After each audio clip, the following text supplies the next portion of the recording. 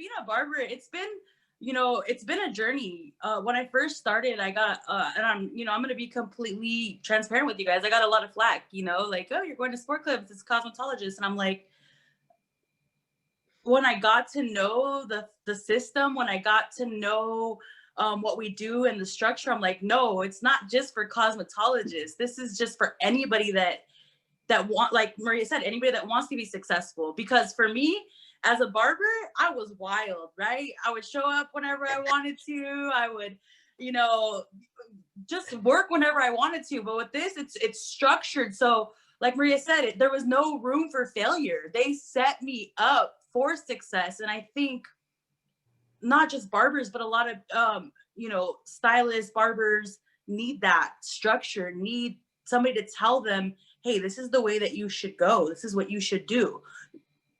And I like the fact that I can still be artistic. I can still be a barber and still work for Sport Clips. I don't have to be under this cliche of, oh, you're a barber, so this is who you have to be. No.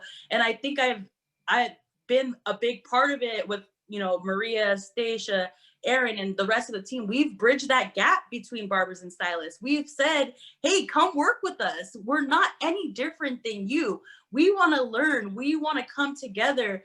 And I mean, being at BarberCon with Sport Clips and bridging that gap and working with all those barbers, I was just like, man, like this is phenomenal. Being able to share information with them and also being able to learn from them as well. So it's been an amazing journey. And the only advice that I would give, honestly, is to ask a lot of questions. Because I remember being new and being afraid to ask questions. Why? Because I didn't want anybody to think that I didn't know what I was doing, right?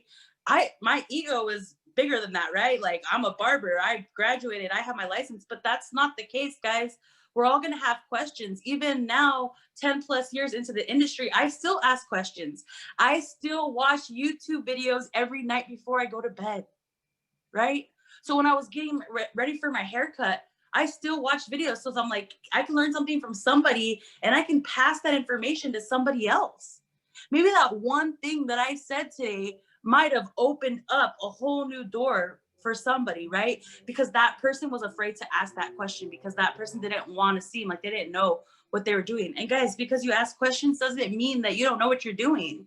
That's going to make you grow as a person. So don't ever be afraid to ask questions, because that's going to make you a better person. And I would say be humble yourself, because like that's the biggest thing.